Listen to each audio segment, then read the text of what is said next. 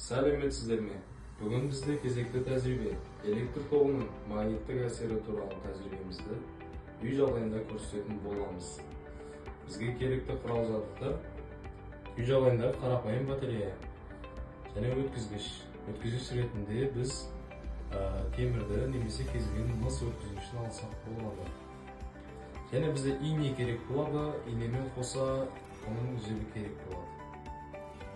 Албы кез келген магнит осы заттардың барлығы үйде табылады деп ойлаймын. Ал енді тәжірибемізді бастайық. Біз жібіміз нақ ортасына байланған инемізді үй жағдайындағы кез келген магнитке үйкеп аламыз. 10-15 рет үйкесеңіздер жеткілікті.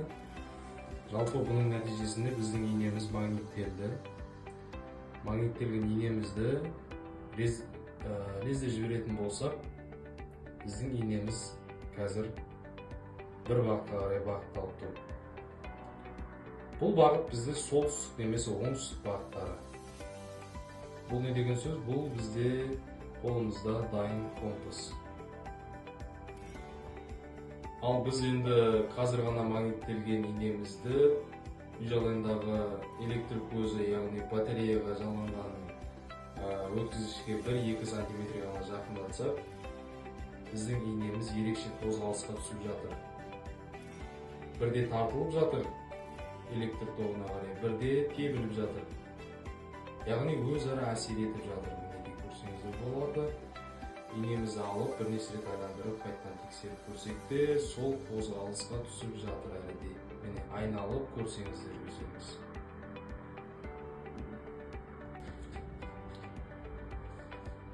Ал бұл электр тоғы әсерінен пайда болған магнит өрісі деп түсінеміз.